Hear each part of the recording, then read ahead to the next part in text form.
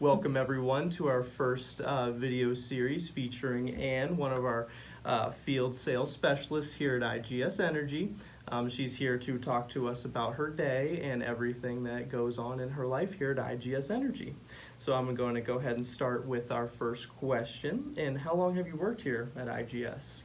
In October, it'll be 14 years. Congratulations. Thank That's you. awesome. Some of that is with accent, but total of 14 years. Gotcha. That's awesome. So what is your role in your department? We have an operations team within the HEC department that we do a bunch of, we do pricing, leads, and what I do is I work with the different departments for compliance, commissions, quality. I work with the ops department for enrollment, stuff like that. And so how does the Solution Center support your day-to-day activities and agenda and stuff like that? So a lot of the calls that you guys field when it's in regards to an HEC, you guys will either send me an email or an HEC resolution. And we take all those very seriously, and we have calls every other week with the managers where we go over the topics that are the hot topics for the last 2 weeks. And we kind of discuss, like, well, how do we address these in our team meetings? How can we improve on this? What can we do to make sure the agents know that this isn't a serious issue? We also developed a team called Best Customer Practices. So that's made up of some team leads and territory managers, myself, and Maureen Mullen in HR. And we meet every other week as well, trying to get ahead of the issues. So we've taken the issues that we've had in the past and come up with ideas to try to resolve them. We came up with a leave behind of the TPV. So that way, what we found out was that the agents the TPV kind of not frightened them, but it was overwhelming to them. So we printed it out for all the agents, and they can leave it with the customer, letting them know these are the questions that are going to ask. Do you have any questions before I leave on any of these? That way the call's not stopped, the sale's not, coded incorrectly, that didn't go through. And that way they have something to give the customer that they can follow along. So let's say a customer calls over to IGS Energy and says that they want to cancel and they did not know about the early termination fee. How is that situation handled after we send it over to products and services? So usually what happens is products and services will put through an HEC resolution, and then that comes over to me, and what I do is I send it over to the managers, and I work with the managers in getting it resolved. The managers will reach out to the customers, ask the questions. Did they get a leave behind? Did they remember the enrollment? Did they talk about this? And then they'll talk to the agent, and some agents have been with us since the beginning of the HECs, so they're pretty thorough. So it's kind of, a he said, she said type of situation. And the manager makes a decision based on the feedback that they get, whether they're going to waive the fee or not. Okay, gotcha. So it's all up to the market managers. Once it, goes through the system, then it's up to the market managers to follow up with the customer.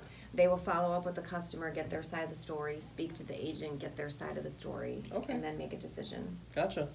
That's awesome. That's not something that I knew. Actually, every single HEC resolution, not just ETFs, is handled that way. Every single one. So whether the customer has a complaint about, maybe they were told the rate was going to be 6 cents, but it's 6.89 cents. The manager will reach out and talk to them about that. Or if sometimes we find out that marketers are trying to coach the customers into saying they didn't know about the ETF or they didn't know about this, and then we'll talk to the customer and find out that's what's going on. And then the manager will say, well, this is what you need to look at with this competitor. Like, is it an introductory fee? Is it a term? Is it going to go up at all? Stuff like that. Do you have a direct hand in that?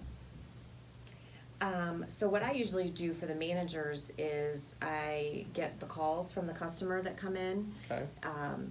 Not just the PST or the escalations call, but the actual inbound call. I'll pull a contract if it's a dispute who signed it. I'll pull the geolocation to make sure that the geolocation is okay. If it's not, I'll let them know in my email, hey, the geolocation doesn't look right. I send all that off so they don't have to do that. They can just listen to the call, reach out to the customer, and find out what's going on. You've mentioned the word values a lot. How important is that for an HEC to have here at IGS Energy? I mean, obviously, it's a huge part of their job because you have to have integrity, you have to have camaraderie, innovation. We're always looking for new ways to maybe do a different pitch, a new product, better commission schedule, better reporting. But I think the big one, obviously is integrity because of the reputation that some of the other companies in door-to-door have.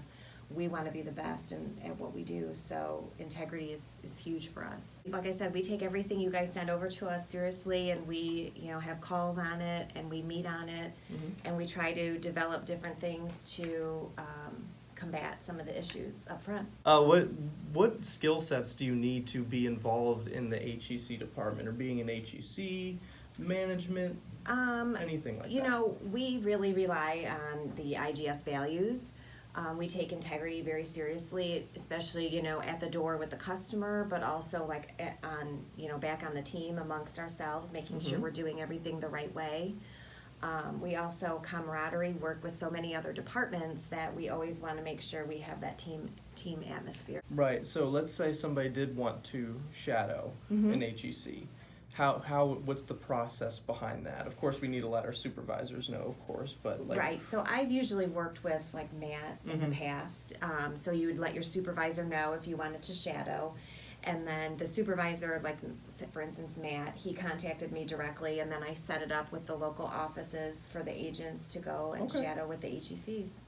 What's the day-to-day agenda for an HEC? Well, it depends on if you're an HEC, it depends if you have team meetings. Usually you go into the office, have a team meeting. If it's not a day of a team meeting, you just are expected to be in the field between certain hours, and you have a lead list that Brian Conley develops and sends out to all the managers, and they cut it up and give it to each HEC, and then they're off. So all of those are based off of leads that are provided to them by managers, right? Yes. Okay, Yes. cool. So I believe that I got a lot of information out of you. I'm just going to ask you one more question. What's your favorite thing about working here at IGS Energy? Definitely the people. I've made a lot of good friends here at IGS, and when you're gone for a couple days, you look forward to coming back and catching up with everybody. That's awesome. Couldn't word it better myself. So. Thank you so much for your time, Ann. I really appreciate it. My name's Tyler, and I'm signing off.